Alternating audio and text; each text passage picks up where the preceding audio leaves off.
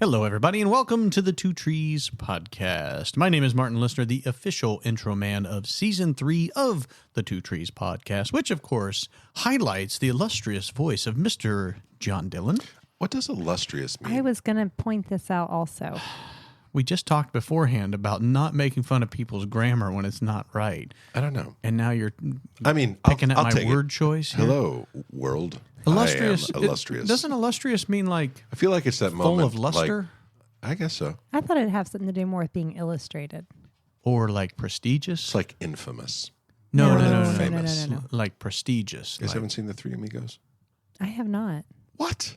No, but Martin and I have both watched an animated movie that we like. Actually, you just said you saw it. And on that note, we have the movie critic of all movie critics, Yes, I'm here. Rosemary Moeller, as well. So welcome to episode this one of Season 3 of the Two Trees Podcast, which if you're loving us, which who wouldn't, honestly, you can also go to our Facebook page. Just go to facebook.com, click on the little magnifying glass, type in the Two Trees Podcast.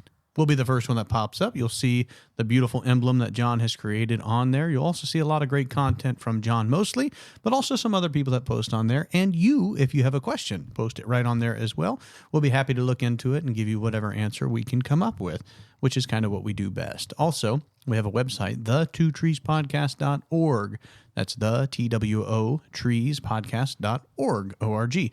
On there, you'll see everything about us. You can also buy us a coffee, I guess, is what we're talking about, if you want to help support the podcast, because there is some cost that goes along with this that we've been eating for 2.5 years, 3 years now on that. But if you want to help, feel free to leave us some love on there. But Actually, also, you Martin, would you prefer a Monster instead of a coffee? No, I wouldn't. Were you trying to steal his drink? No, I wanted to see how much was left.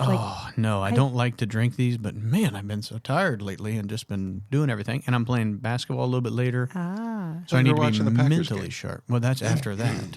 I got a busy You're day a today. busy man. This is a sportsy kind of day for you, Martin. Went to listen to my dad preach. He did a great job on that this morning, and now doing this podcast, going straight from here to the basketball court, and then the Green Bay Packers to cap things off tonight. So this Monster is like survival mode. Yes, it's a full rich day today, and I am ready to take it on. We won't keep you then. Let's jump into it. We are moving through the Gospel of Matthew. And the topic we're going to talk about today is the Last Supper, the Lord's table, the Eucharist, the 1,000 names that different Christian denominations have taken to describe the same thing. This moment that Jesus turns into a contact point for all of the church throughout all time. It's a really beautiful and in-depth concept. And so this is obviously not going to cover all of the many different topics that you could pull out of this. Honestly, you could probably do an episode on the Lord's table all year and not exhaust this topic. It's a massive one. I do want to talk about the Old Testament connections as we dig into what it is that Jesus is up to. And so what we're going to do is we're going to be talking about the table because there's a lot of different opinions about what exactly is happening. Is the Lord present in the bread, like in Roman Catholic circles? Or is it just a spiritual presence, like you would find in some of the mainline denominational or Protestant groups? Or other groups who would say, this is just a memory. And so right off the bat, I want to say that this is an issue that has been divisive for Christians for a very long time.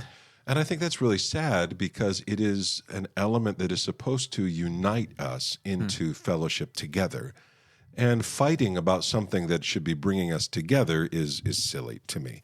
And so there are areas where we all are in agreement and should be able to come together in the worship of God who died for our sins. We're remembering an event that really happened.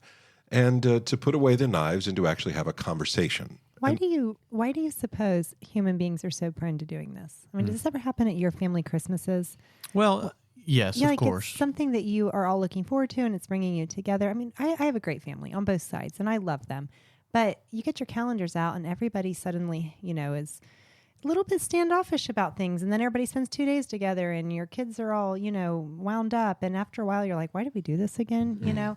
And it's something that's supposed to be bringing people together, and instead we manage to, epically definitely have that aspect of it, but also just this morning I mentioned my dad preached at a different church, and it's in the same neighborhood that we live in, but they do things a lot differently on Sunday mornings. And a previous me would be the first one to nitpick about, well, why do they do that? That's dumb. This is not how it should be done. It should be this way.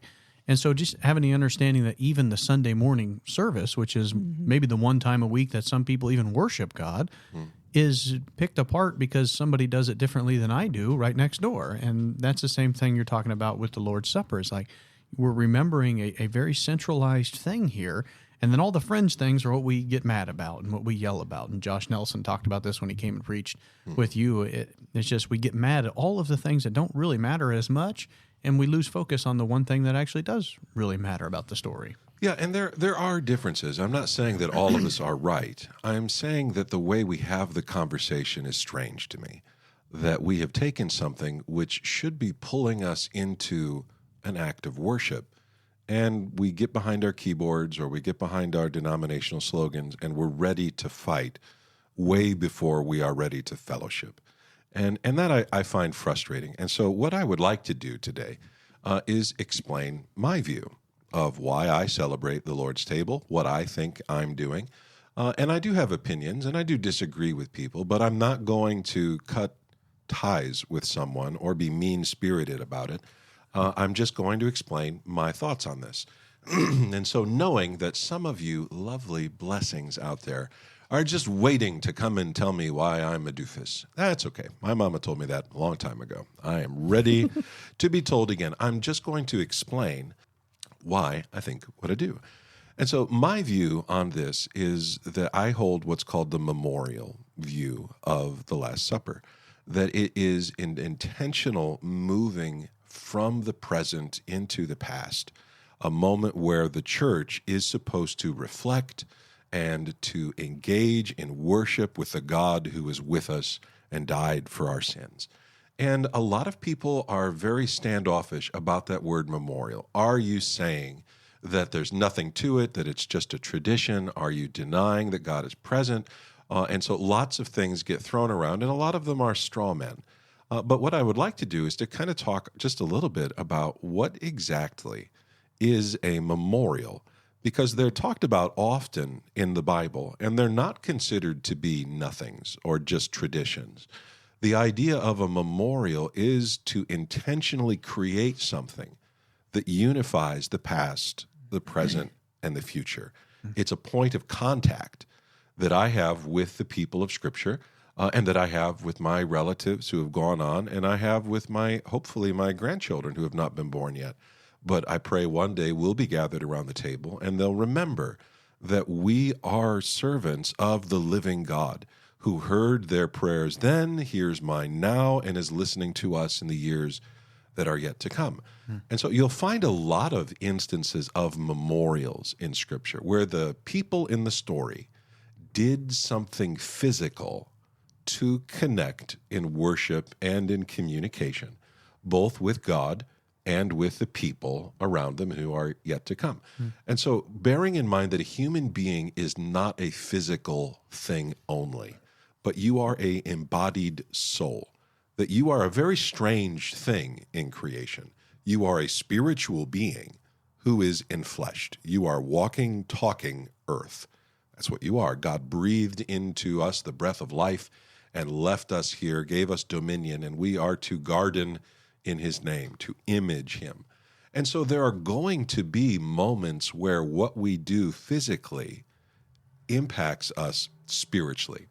Like with prayer, for instance, I can drive down the road and pray, and I don't close my eyes, and I don't bow my head, and I don't assume a kneeling posture. I'm just talking to God. And that is a powerful thing. God does not need me to assume a physical posture. But there are also moments in my own private life where I do kneel down or lay down on my face, and I'm worshiping God, because what I'm trying to do is to harness my body and to draw myself physically into this act of worship. And we do this with other things, like if I'm getting ready to teach or to preach or to study, the way we set things up can affect the spirit, can affect our ability to think and to enter into conversation and to worship. And so this has been always a part of what it means to be human. We are not just a spiritual being, but we are a spiritual being. Or rather, not just a physical being, but we are a spiritual being. It's not what I say, it's what I mean.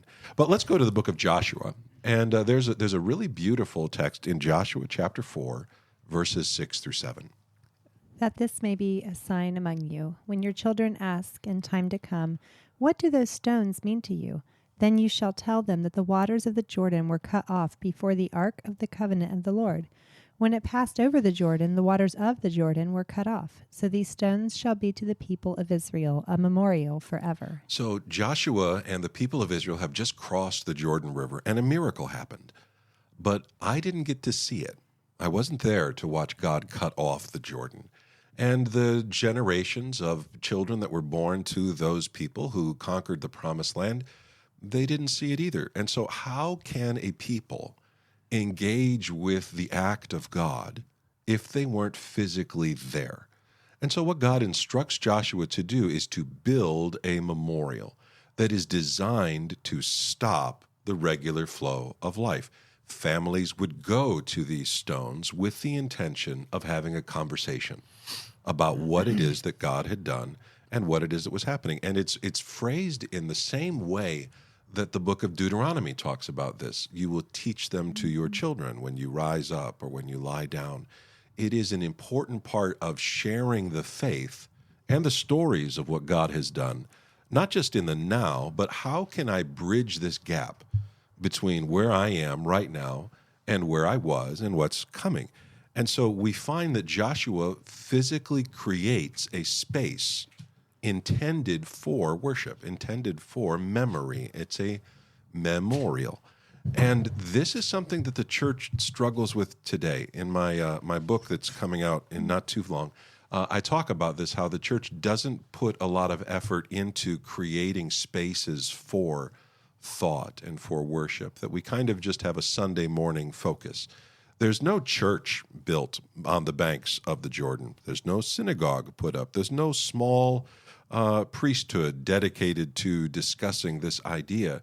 It is a space that they all built with this intention in mind. It's a memorial stone.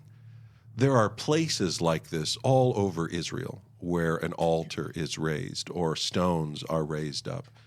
The most famous of them isn't actually a physical place at all. It's a time when the Jewish people set aside the Sabbath as a place of worship, so that no matter where they are in the world, the Sabbath is a time to gather.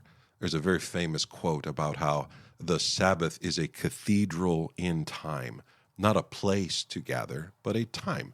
And as a Christian, I also have this in my life. In a way, Sunday is a memorial. I am gathering my family, not just because there's a service, but because me and mine are attending to remember the resurrection of Christ. So there, nope, I'm not going to say so all the time anymore. Remember? We talked about this. In reality. That's the one I seem to say a lot. In all reality. Memorials. Uh-huh. They almost feel like it's a physical tradition, because like we were talking about this one other time. I was like, yep, every Thursday evening, like the school week was mostly over. Fridays were just, finish up some projects, whatever. And we would come home and I would always make this one snacky dessert that everybody at my house loved, and it was like goodbye to the week, hello to our, weekend or whatever. We all have our little rituals and stuff. And so, and there's nothing left from that memory for me to hold on to, it's just something that I remember and the kids remember, but it was an event we all did together. So now you have a memorial. It's like this actually happened, and I want you to go back so you can look at it and remember it. Mm-hmm. Is that essentially, or like all the, we were in DC last year and all of the war memorials that we visited, on the mall and stuff. And it's like, it's a place for people to go back and remember something. That's right. This essentially? What's interesting about memorials is that like you've never forgotten that. Like if you want to take this one, you've never forgotten that Jesus died on the cross. In fact, if someone were to ask you that at any point in time, you'd be like, Jesus, how'd he die? The cross. Yeah, I remember that he died on the cross. And yet there's something that is there to help us remember. Like we don't need help remembering. Like that's what is just interesting to me. We're just a couple of streets over from the graveyard up here. There's memorial stones all over the place. well, I know that grandma passed away. I haven't forgotten that, and I never will forget that. But yet there's something that reminds me that she did. And I think it's not an idea that we forget. It's just the fact that we don't care to think about it. The creation of a memorial stone or of a memorial of any kind is not necessarily that I've forgotten. It gives me a way to give voice and to engage with that memory. Right. And so it is an act of worship, the creation of a memorial stone, and also the regular honoring that takes place at something like that. Secularly, your country may celebrate its Independence Day or a particular hero of your culture, and you set this aside to remember something. And it isn't saying like, oh, this is in case you guys are really forgetful. It's instead a way to make a place where you can interact with this thought and give voice to the memory, to engage with it. I think that's the word, is engaging with it. Because there's a lot of memories that we have and some that we wish we could forget. And yet, I mean, even if you think in the United States, 9/11, like that's a memory. Everybody knows exactly where they were when that happened. Or take any terrorist activity that's happened in your life or traumatic activity that's happened in your life. And yet there's memorials for that. It's something you can't forget even if you wanted to.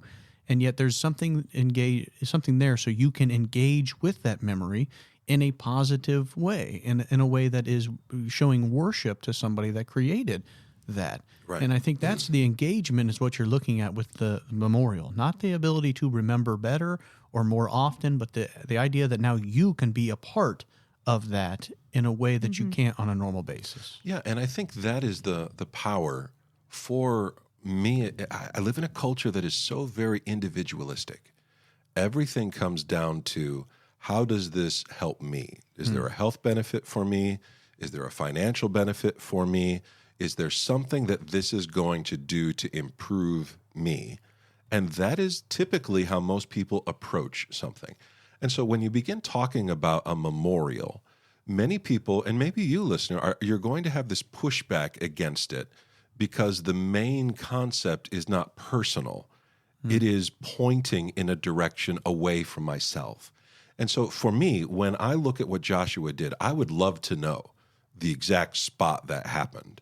Not just because I like maps and I would like to put the little dot down there, but if I was going there, there's something powerful about being in the place where something happened and to engage with that story, not just to say, okay, I know it, but I'm present in the place. I'm engaging with that.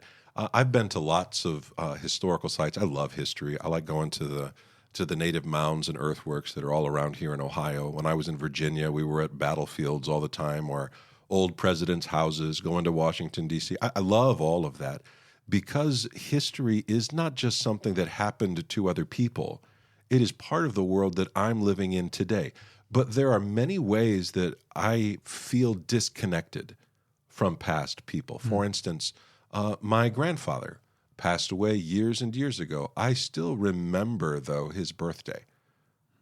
It happens every year, and I remember it. It also happens to be the same birthday as Bilbo Baggins, and so that helps me in my thought process. And so I always make that connection in my head. And so maybe you go to a place and lay flowers or a wreath, or just in your mind, you celebrate that event or that memorial. It becomes something to you. But we're talking about how you would want to know the exact location or would want to know exactly where it happens. And I think that just is even a way to express how these memorials are even more sufficient in our life. Because I went to Cleveland to watch the Cavaliers play a game last year. To the Q? No, it's not Quicken Loans Arena anymore. It's Rocket Mortgage Arena. Oh, anyway. I knew that. But anyway, they have the floor when they won the championship in 2016 with LeBron James. It's on the wall. They took the floor off of the floor and put it on the wall to remember the championship. That's a memorial. And so you're looking at it and you're like, oh my gosh, this is the exact spot where Ray Allen hit that shot and all this, that, and the other. And then you're like, we're in the building it happened. Like, why can't we remember by being in the building? Yeah. But that's what you're saying. It's like, yeah, the stones are cool, but like, where were they placed? Because I need to know exactly where they were. Yeah, because then I can. But that's a reason to engage with it even further. That's what it is. Like, hey, I'm in the building that this magnificent thing happened, but where's the pinpoint location? Because then I'm going to be even closer to what this is all about. And so God actually gives that to the Jewish people in the Passover. I wasn't there. I didn't leave Egypt in a hurry.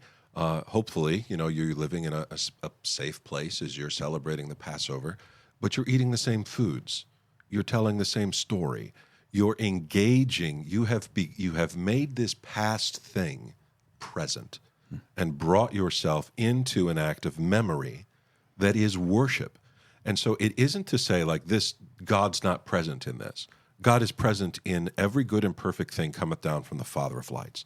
The Lord is with us in all these things. That's what worship is. It's the approach to the God that we are speaking to, that wanting a connection and giving honor. And so you'll find it in secular things. Sometimes it's in music. Sometimes it's in postures or in places. There are a million ways that people have done this. Joshua. I'm sorry. I have been to so many reenactment battles with my family. Speaking of history, they started referring to our family vacations as field trips. And so we've been to like Lexington. Is that a homeschool danger? It is a molar danger, I think. Yeah. We've just been a lot of places. But that's when you were talking, that's basically what it is. It's a visual memorial of something that happened that is a reenactment. Not that Passover is a reenactment, but it's not a reenactment every year for them. Yeah, nobody's pretending that, this year we're going to get out of Egypt. It is, though, this purposeful going backwards in order to go forwards. And so sometimes a physical thing, a meal, a smell, these can be memorials, and the Bible talks about them that way. But there are other things that the Bible mentions as memorials as well. Let's go to the New Testament here. Let's go to the book of Acts, chapter 10, verses 1 through 8. At Caesarea, there was a man named Cornelius, a centurion of what was known as the Italian cohort, a devout man who feared God, and all his household gave alms generously to the people and prayed continually to God. About the 9th hour of the day, he saw clearly in a vision an angel of God come in and say to him, Cornelius. And he stared at him in terror and said, What is it, Lord? And he said to him, Your prayers and your alms have ascended as a memorial before God. And now send men to Joppa and bring one Simon who is called Peter. He is lodging with one Simon, a tanner, whose house is by the sea. When the angel who spoke to him had departed, he called 2 of his servants and a devout soldier from among those who attended him, and having related everything to them, he sent them to Joppa. So I want to point out a couple things here. There is a physical act that he is supposed to engage in. There's something in the present, right? You're to go and find Peter, because I've just given Peter a really cool dream about food coming down. It's really about your fellowship with the church. How are Gentiles going to fit into this? But it's very interesting to me what the angel says, because the angel doesn't say, you are such a good guy, love what you've been doing, keep on being a good person. This being from the spiritual world says, we have seen your memorial. It is the worship. It is the tithes that you've given. It is the alms that you have given.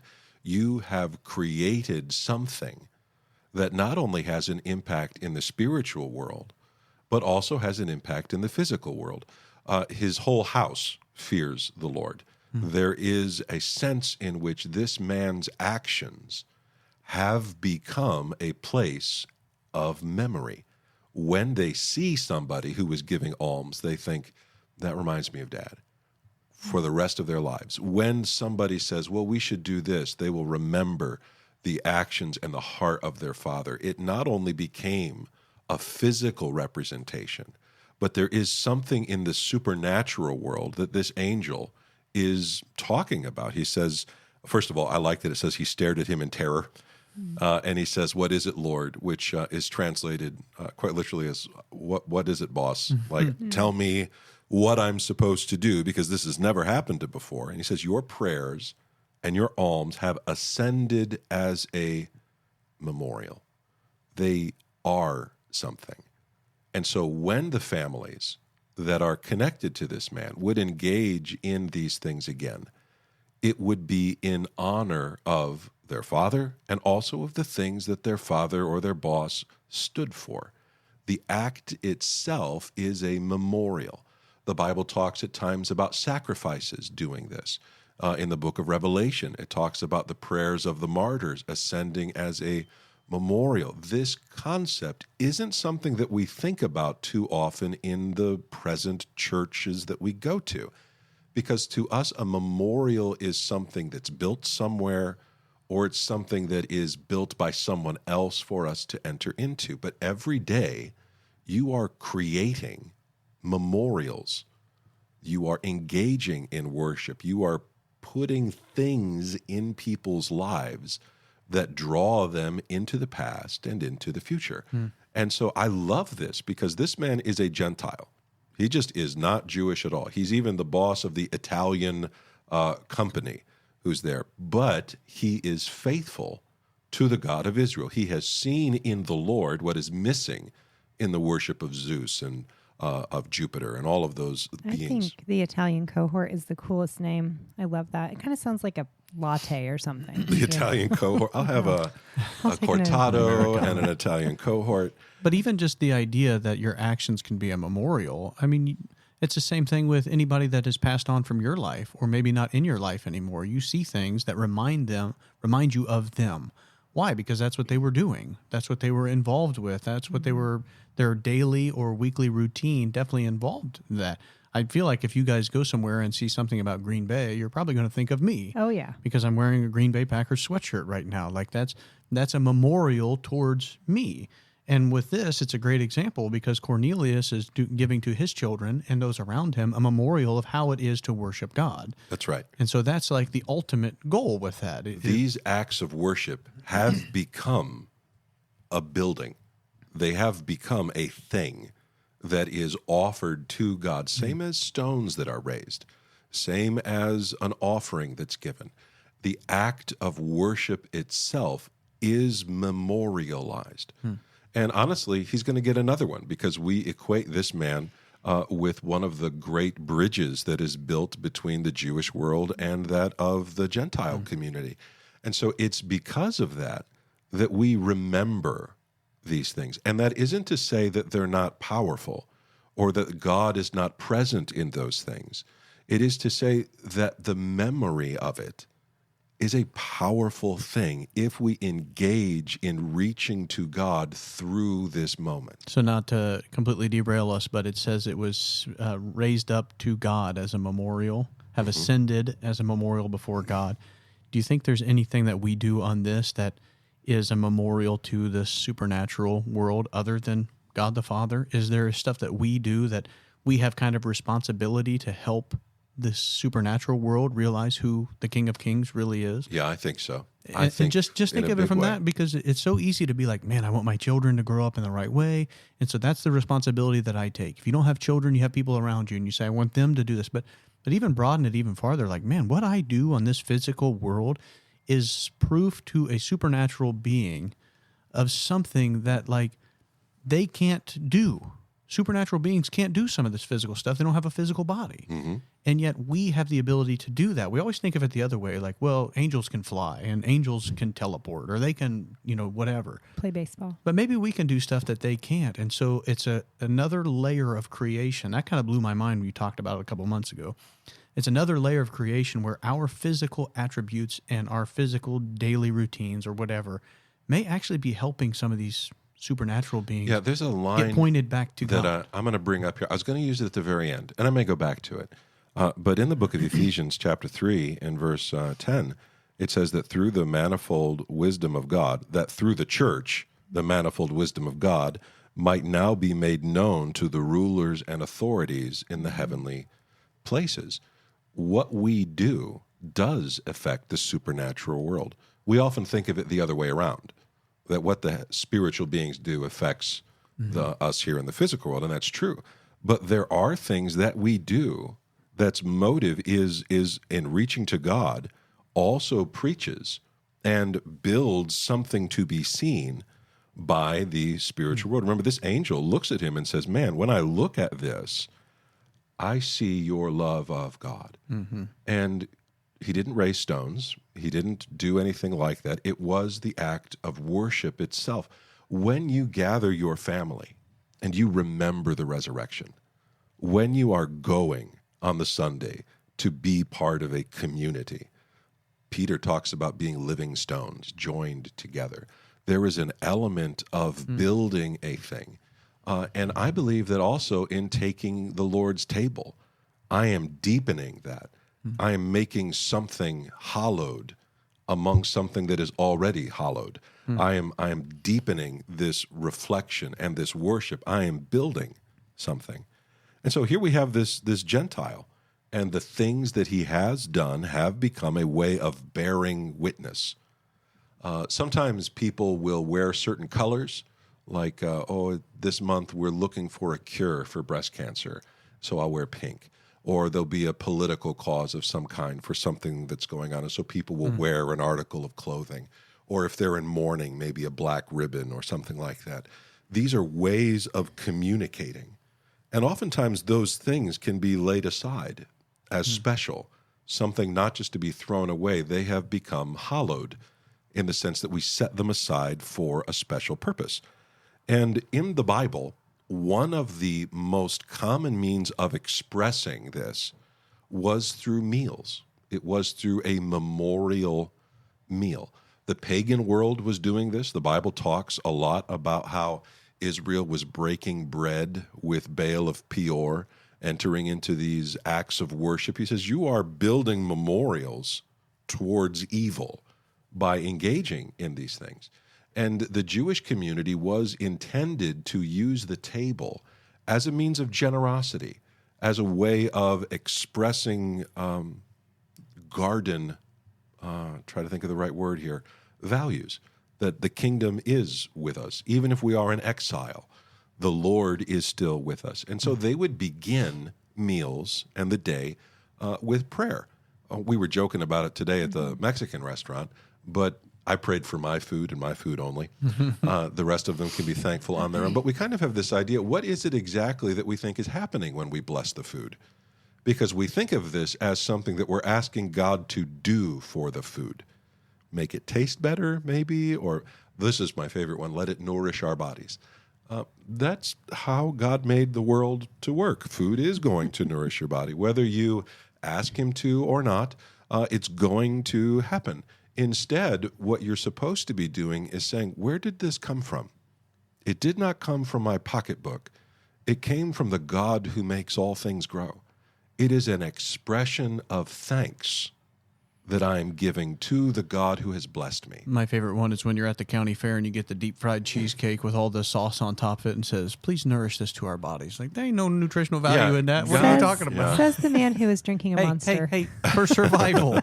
Okay? Well, I mean, I'm a diabetic, right? I can't look at a bowl of ice cream and be like, dear Lord, let this sugar not touch my blood. It's going to happen. And so I'm not asking God to perform a miracle on my bad habits. Instead, what I'm doing is I'm acknowledging that, God, you have placed me in a garden, and there are so many things that you have given to me, and I am infusing this act with memory and with worship. And so a Jewish person might pray, blessed are you, Lord God, King of the world, who brings forth bread from the earth. It's a common prayer. They would acknowledge that the bread that grows from the earth is not a Kroger special. Kroger's is a grocery store where we live. I just thought about that afterwards. I was like, they're going to be like, is that a Hebrew word? What is that? No, that's a really cool grocery store. But the idea is, where does the fruit from my trees come from? It comes from the hand of the giver, from the Lord who made this world. And I am acknowledging that I am part of this world, and how I treat it is part of the memorial that I am building, that am I acknowledging this place as special? So you've talked before, Rose, about gathering apples at your dad's orchard. Your children, long after you're gone, should be able to go back to those trees and remember Grandpa and Mom and those moments and pass those on, because in the trees is the memory, because you have made a memorial out of a thing. This pulls us out of just doing the day again as we roll into another Monday, another Tuesday. It is the purposeful infusing of something with purpose. It seems as though there's lots of different ways that you could word this. Like I said, tradition earlier, and you're saying memorial. And these are all just moments that you take and pass along that become part of your history. And cumulatively, they become part of like the human history. I think that's pretty cool. We're not just living in a void or like separated from generation to generation. It's something that draws us together and passes on some kind of a legacy. That's right. And they're expected to do that. Maybe your family is a hunting family, and you remember going to a particular place with your dad or your grandpa. It becomes not just about I don't know, for my family, when my grandfather was alive, all my dad and his brother and the cousins, they would all go hunt. When my grandfather passed away, though, no one hunted anymore. But everyone remembers doing it with Grandpa. I didn't even go except as a little kid. And it's part of our story. I can take you to places in the mountains where I grew up and show you where my great-great-grandfather's cabin was, where this took place, where that took place, because it's part of our story, and we have set it aside and passed it down. But normal life doesn't tend towards that. Like, Martin, I've come over here a couple times, and you're telling me, well, my dad lived in that house right over there, and who built that and what's going on. Those are part of what we are. And so then when I move it beyond just my own family, and I begin to say, how has God interacted with my family? And I infuse worship into something. This is an act of memorial. It's not a cheapening of a thing. It's not saying God is not present in the thing. It's to take something and to say, I am approaching the God that made me in the same way as my forefathers. And it's really exclaiming to me the ability or the importance of faithfulness.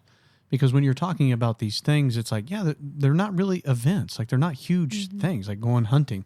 Your grandpa probably did that because he needed something to eat at one point, and then it became a part of his life. I mean, it could have been, but what I'm saying is, like, I think in today's society or in today's world, we always think of like, I need to do something for my children so they will remember all the goodness that they have. So we need to spend a whole bunch of money and go to Disney World and have a magical event so then they'll have a solid memorial of our life.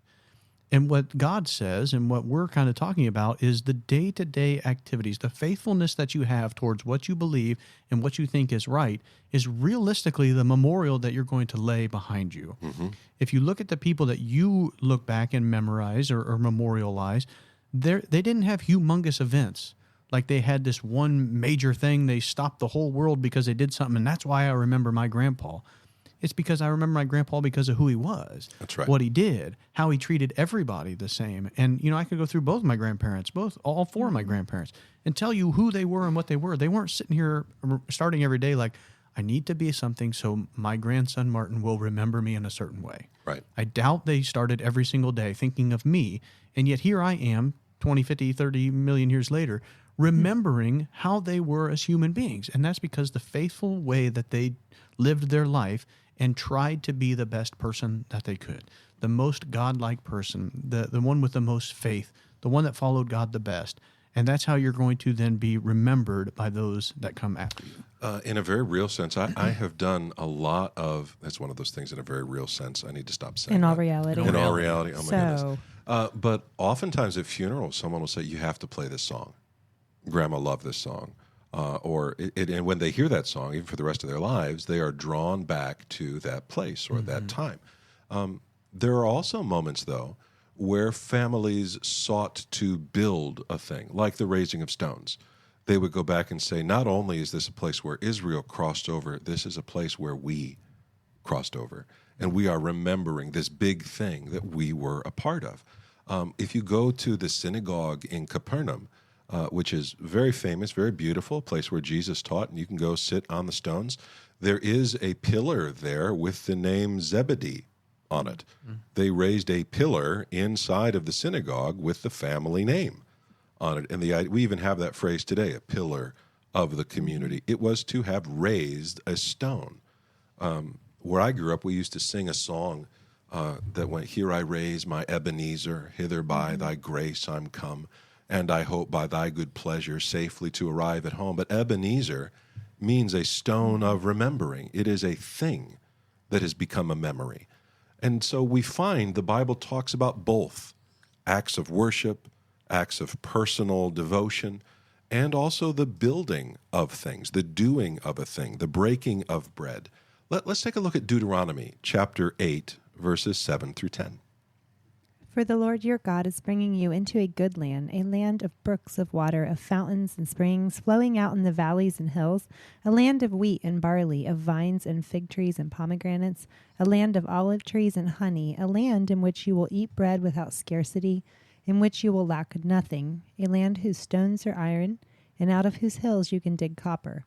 And you shall eat and be full, and you shall bless the Lord your God for the good land he has given you. So in that instance, God has literally made the land a memorial to what he has done. This is a sign of my blessing for you. And you are to experience the goodness, the wealth, the provision that God has given, and bless the Lord your God for the good land he has given you. And so the God of the garden is inviting you to partake of something ancient. It's past and it's present and it's future. You shall bless the Lord your God.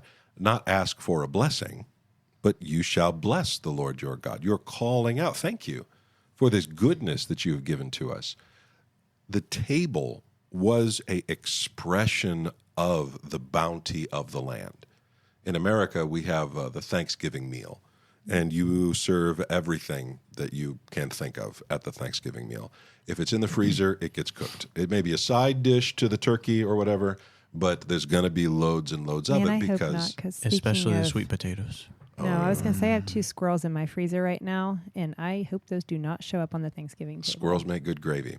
Just saying. Not these. They're barely field dressed. Let's take a look. Well, that's a different story. Let's take a look at Exodus chapter 24, verses 1 through 11. Then he said to Moses, "Come up to the Lord, you and Aaron, Nadab and why is it always me? Abihu, and 70 of the elders of Israel, and worship from afar. Moses alone shall come near to the Lord, but the others shall not come near, and the people shall not come up with him."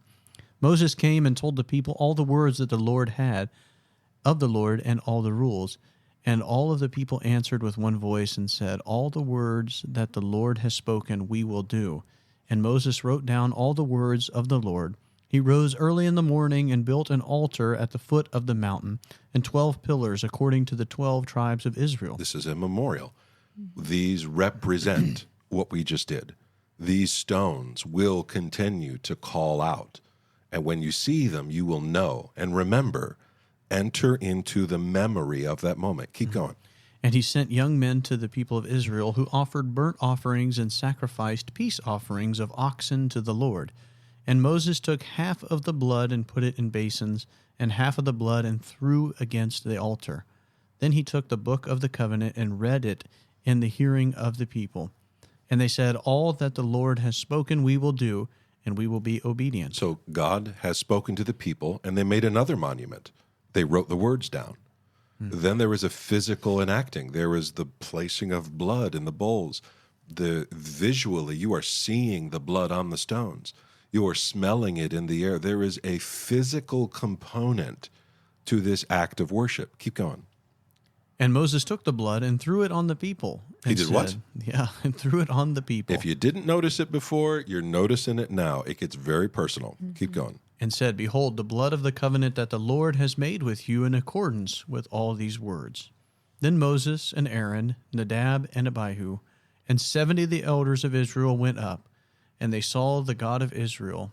There was under his feet as it were a pavement of sapphire stones, like the very heaven for clearness. And they did not lay his hand on the chief men of the people of Israel. They beheld God and ate and drank. They ate and they drank in the presence of God. Now, wasn't God present before? Absolutely he was. Wasn't he present with them at the Passover? Absolutely he was.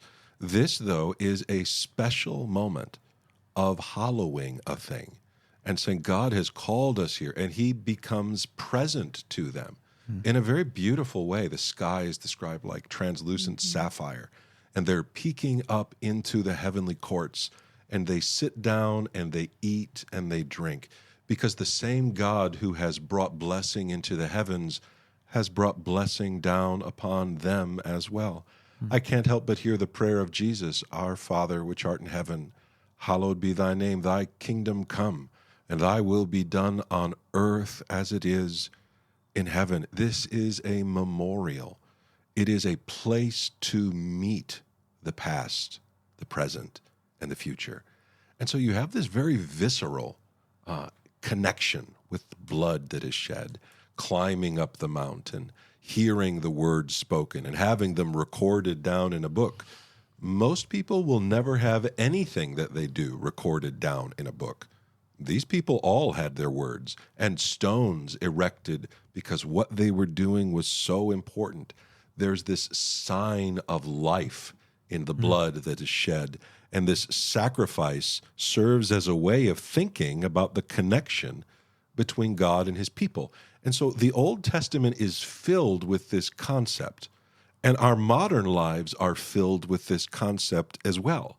And so when Jesus goes in to celebrate the Passover, what God has done in the past, he infuses it also with what God is doing in the present and points forward to what God is going to be doing in the future. And we call this event the Lord's table or the Eucharist or the Last Supper or communion or whatever you want to call it. This is not supposed to be something that divides us into tribes, but a point of common connection for what Christ has done for us. So let's jump into the New Testament. Let's take a look at the actual telling of the Last Supper in the Gospel of Matthew, Matthew 26, verses 20 through 29. Do you want to start with verse 17 or jump up to 20? No, you can start wherever makes you happy. Now on the first day of unleavened bread, the disciples came to Jesus saying, "Where will you have us prepare for you to eat the Passover?" And he said, "Go into the city to a certain man and say to him, the teacher says, my time is at hand. I will keep the Passover at your house with my disciples." And the disciples did as Jesus had directed them, and they prepared the Passover. When it was evening, he reclined at table with the 12.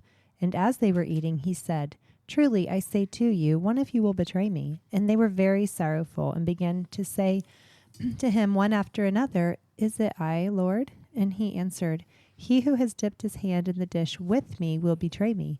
The Son of Man goes as it is written of him, but woe to that man by whom the Son of Man is betrayed. It would have been better for that man if he had not been born." Judas, who would betray him, answered, "Is it I, Rabbi?" He said to him, "You have said so."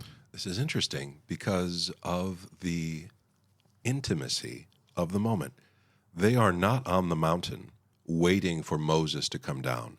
It isn't just the elders who have been sent up, but there are 12 living stones gathered round the table, and they are the disciples. And they're talking to God, and he's saying, "I who have given you all these things, and you are going to betray me." Israel could have said the same thing sitting at the foot of Sinai because they're gearing up to make a golden calf. Is it I? Is it I? And the answer is yes, it is I. And so Jesus is doing the same thing here. There is a Moses connection. Jesus knows that Judas is going to betray him. And he eats. He breaks bread. There is an idea. If Jesus and Judas are sharing the same dipping bowl, they are sitting next to each other at the triclinium. This isn't just the triclinium is like the little U-shaped tables that they used. But you didn't all share the same bowl. There were small bowls at each table for dipping. And so Judas is right there. Maybe you wonder why all the other disciples didn't pick up on this, because it's a personal conversation that Jesus is having with Judas. And he says, "Yeah, I know. I am well aware of what's happening. And in this moment, you are going to have to decide if you are with me or against me." And so the communion isn't present in Judas. He is pulling away, but the communion is offered to him. The table becomes a means of expressing the love of God even for the guilty. And I, who have broken the law of God, understand that the wages of sin is death, but the gift of God is eternal life through Jesus Christ, my God. And so I look at this and I see not only the past and what God did for Israel, and not only the past of what God did for the disciples, but I am seeing my own story present here. And the table is spread for me. I must choose whether I will betray him and walk in sin, or whether I will in good conscience lay down my sin and take the bread and take the cup and commune, to be present with what's happening. So in reality, it's a good line. That's my line. Jesus is giving Judas basically a second chance here, reconsider. Mm-hmm. Judas asks him basically by himself, not in front of the group. It seems they are eye to eye. And Jesus says, yeah, it's you. Like he that's what he's answering, right? You have said so. Mm-hmm. Like, yes. Yeah, that translate. If I was writing this, it would be like, well, duh. Yeah, you know that. That's obviously you. It just reminds me of the garden when God comes to Adam and Eve after the fall and says, where are you? Almost as if there's a mercy in his voice. Like Jesus could just obliterate Judas and it's over. Like he's not going to betray him. Yeah. It's done. But there's mercy in Jesus' voice by him saying, like, it is you. It doesn't have to be you. Like that's how I interpret what he's saying. He's like, you have said this. You have decided to do this. And it's like, you're going against the law of what I have been teaching. And so you will reap what you sow. It's interesting to me also, Adam and Eve run and hide. They don't own their failure. They try to hide it. Judas does the same thing. Mm-hmm. Oh, is it me? He acts shocked. Huh? Why would it be me? But I do the same thing. Yeah. No one shows up to communion just publicly professing their shame. We hide it, or we pretend like, oh, it's not as big a problem as it is. Communion makes you stop and decide, what will I do with this unfaithfulness in my heart? If I take it, I have to lay it down. I can't do both of these things in good conscience at the same time. There's a meme that goes around. It's like me being shocked when all of these things I should have taken care of yesterday are back to get me today. It's the same idea with this. It's like, we go to the table and we're just shocked and appalled at ourselves for being the one that, disrespected God or the one that's going against God. It's like, is it me? Or are you talking about me? And they're like, yeah, of course I am, right? So that's really neat. Again, to be a memorial, to go back and put yourself in that spot, and you're like, I'm Judas again? Like, when am I not going to be this guy? And it's interesting to me because Jesus doesn't create a whole new thing. He leans into something that is already there and enriches this concept. And so I don't think Passover... Are you talking about Passover? About breaking bread at the table. Okay. It is the Passover, but they're used to it looking backwards. Jesus is now establishing, and the New Testament's going to make this clear, that this becomes part of the Christian experience of corporate worship. It is to say these old stories and I are hitting one another here. David was forced away from Jerusalem. He was betrayed by his own friends. Well, that's just like Jesus. Abraham breaks bread with God. Moses in the story that we just read. And now me. I shouldn't be part of this conversation. Those are all big names, and I'm just me. Can my memorial really be part of this? And it is along those same lines of the Beatitudes, of calling out to the edges of society and lifting up the outcast and making them welcome in the whole. And so we're looking at this and we're saying, wow, Jesus has done so much more than is expected. Pick up the verse in 26. Now as they were eating, Jesus took bread, and after blessing it, broke it and gave it to the disciples and said, "Take, eat, this is my body." And he took a cup, and when he had given thanks, he gave it to them, saying, "Drink of it, all of you. For this is my blood of the covenant, which is poured out for many for the forgiveness of sins. And I tell you, I will not drink again of the fruit of the vine until the day when I drink it new with you in my Father's kingdom." First of all, did you notice they're already eating? They're already eating. This is not Jesus asking the blessing over the food. This is him teaching. He is creating a memorial. This is my body, which is broken for you. Well, if you're going to be overly literal, his body is right there breaking it. This is my blood. Well, you're like, well, no, that's the wine that's in the cup. Your blood is still flowing. But he is seeing, I want you to have a way to engage with what is happening. I am about to be murdered, my body broken, my blood shed, and you are present for it. And the Christians today, when you break bread and when you drink the cup, you are present in this moment. And you must decide what you are going to do with what's coming.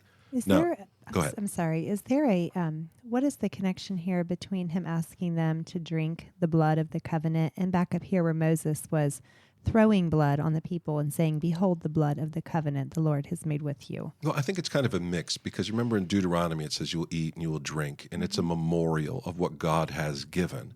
And Jesus has given them the Passover and the feast of unleavened bread. And it is about eating and what not to eat and what to do. And so what Jesus has done is he has infused something you do every day with added significance. It is a place as well as it is a time, as well as it is an event. It is a memorial in the truest sense of the word. It's an echo of what was going on in Deuteronomy. It's not necessarily about the prepositions, like the blood is on them and the blood is in them. Right. Okay. And so that's where we even say, for the nourishment of my body, the blood of Christ is shed for you. You need this. This is part of the story, and you are entering into it. Now, this is where I know I've just upset some of my listeners because you're a Greek Orthodox or you're Roman Catholic or you come from a different group, and we can get into consubstantiation and transubstantiation. If those are your views, those are your views. I'm explaining mine. And I'm not trying to say that no one else has anything to add to the conversation. I'm simply saying that a thing that is a memorial is not empty of meaning and purpose and presence of God. It is part of the way God has been speaking to us since the beginning. And I believe that I'm entering into that when I take my family forward and I say, we have come. We will not be like Judas. We are going to lay behind our sins. And I take the cup and I take the bread, and that's a very visceral thing. I am holding it in my hand. I am tasting it in my tongue. It's all of the senses that I have combined into one thing. I have heard the word proclaimed. I am touching it. I am hearing it. I am feeling it. I am smelling it. All of these things are present in this moment because it's supposed to be a moment not of the past, and not just of the present, but of the future. It's going to continue, even if I'm on the other side of the grave. This is a place where all of the people of God gather at the table to break bread.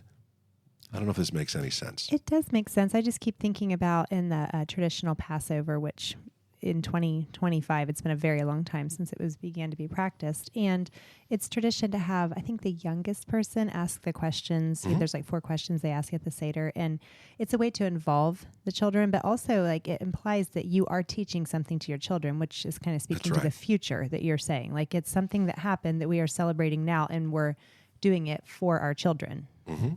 And it also makes the story theirs. You aren't just attending. You are part of this.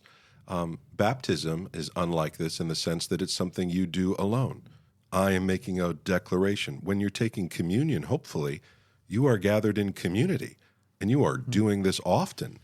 There is a moment where you have stopped the flow of time, and you have looked back to what Christ has done. And so these elements of broken bread, of shed blood, these symbols of death become expressions of fellowship, life, and joy. It is a picture of Christ's resurrection and his power over these things. And so I don't see the things themselves as the point. Mm-hmm. They are ways of engaging in a deeper truth that is present. And I know that this is pointing towards the cross, but when you look at the crucifixion, we talk about this all the time, that Jesus paid the price for sin on the cross, not just the sins of the past, not just the sins of people that were happening during the event or at the event, but also the sins that in the future. In fact, every sin that you've ever done and you ever will done. And that's something that we, I guess, commonly throw around, that it's like, well, even the sins that I'm going to do in the future, God has paid the price for them. But you're asking for forgiveness of sins now that you never thought of when you accepted Christ as your Savior last year or 20 years ago or 50 years ago. And so it's something that we should be able to understand a little bit better because we understand it for the cross, yet it's hard for us to then put that same thought process into communion or other memorials that are being thrown around. If you go to Washington, D.C., I would encourage you to go to a place called Arlington National Cemetery. And there they have the grave of the unknown soldier. Mm-hmm. And whether you're an American or not, or whether you are appreciative of the country, there is a solemnness about the place. Mm-hmm.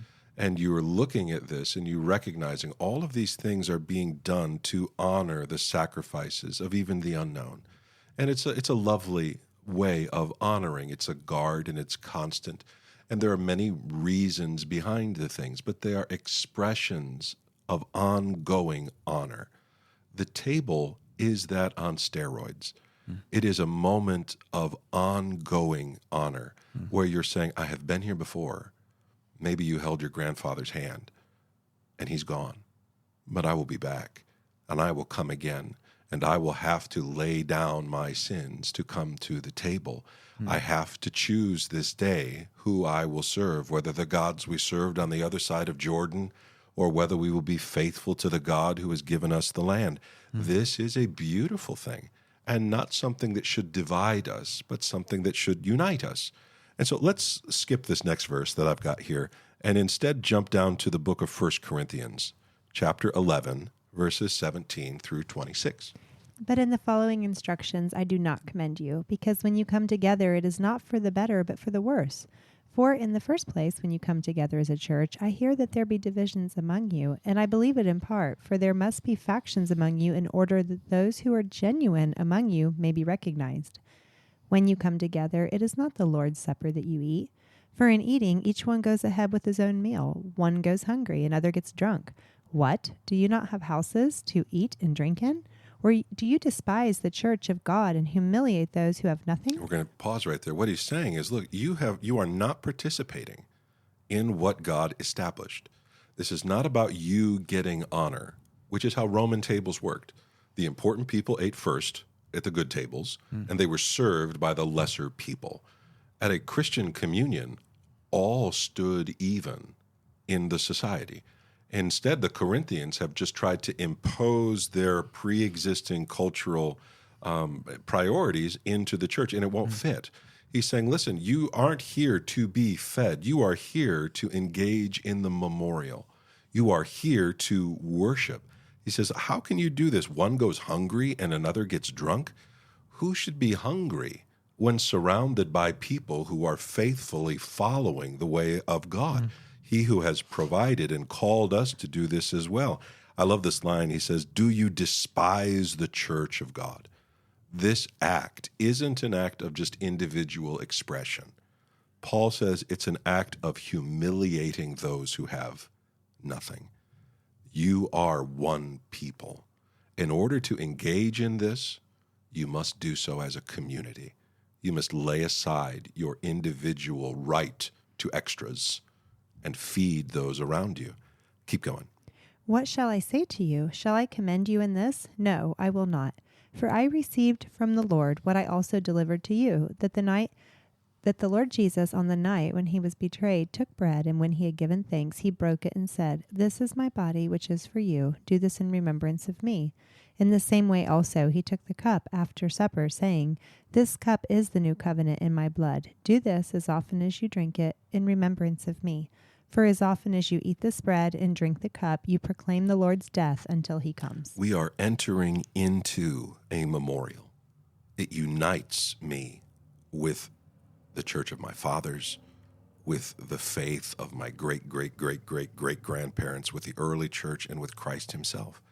It even unites me back behind this when people were reaching out to God by raising stones or by offering a memorial of any kind. This is the heart of a people in exile, longing for fellowship with God, and at the table it is made present in a physical way. You can see it and taste it. You are part of what is happening. It is intended to unite us as a family. If you come to my house for a family gathering and we are at table, you are getting fed. It doesn't matter if you vote my way, if you speak my language, or if you cheer for whatever team. None of that matters. You are in my home. I will feed you. The church has drawn up all of these lines about who you're allowed to break bread with. It is supposed to be for the people of God, not just for my particular denomination. And I know this episode is upsetting people. That is okay. I'm being as honest with you as I can about how I understand the text that's before me. I am going to take the bread and I am going to take the cup in remembrance of what he has done. It honors what has happened in the past and in the present as it looks forward to the future. This goes back, I almost called you Jonah, but you're Martin. Martin, this goes back to what that verse that I read earlier, because I don't think it just has a physical effect on me. I believe there is the creation of a memorial in the same sense as that Roman centurion was offering up a memorial. Let me read this to you. It comes from Ephesians chapter 3, verses 6 through 10. This mystery is that the Gentiles are fellow heirs, members of the same body, and partakers of the promise in Christ Jesus through the gospel. If you think about that, he doesn't say, I would like a Jewish kosher table and then a Gentile worldly table over there, and we'll just divide up. You know, you do it this way, they do it that way, and we'll have all these different ones. Instead, what he says is, you serve all. Where I grew up in West Virginia, if you go to old churches, especially some of the mainline denominational churches, you'll find there are slave balconies. They would have a communion for the free, and later on they would have a communion for the enslaved. That's an abomination in the eyes of God. It is supposed to be one people, one church. This is to treat one another as we want to be treated. As God loves them, so I am to love them. The communion is itself a voice against racism, against slavery, against oppression. And it is done in a loving, compassionate, beautiful, uplifting way, but in a clear way. You are saying, come and eat. You are with me. There's not supposed to be a Jewish table and a Gentile table. There's us. He says, of this gospel, I was made a minister according to the gift of God's grace, which was given to me by the working of his power. To me, though I am the very least of the saints, this grace was given to preach to the Gentiles the unsearchable riches of Christ, and to bring to light for everyone what is the plan of the mystery hidden for ages in God, who created all things, so that through the church, through this all coming together, through this laying aside of our divisions to remember and to worship the God who died for our sins, that through this the manifold wisdom of God might now be made known to the rulers and authorities in the heavenly places. Even the demons believe and tremble, because the power of God is displayed in the humility of the table. This is all happening when you partake. And so, are there differences of opinions? Yep. Maybe you listened to this and you thought, boy, is he off base? That's okay. But more than anything else, what I want you to hear is that Jesus is the God of gods, the Lord of lords. He is mighty and awesome.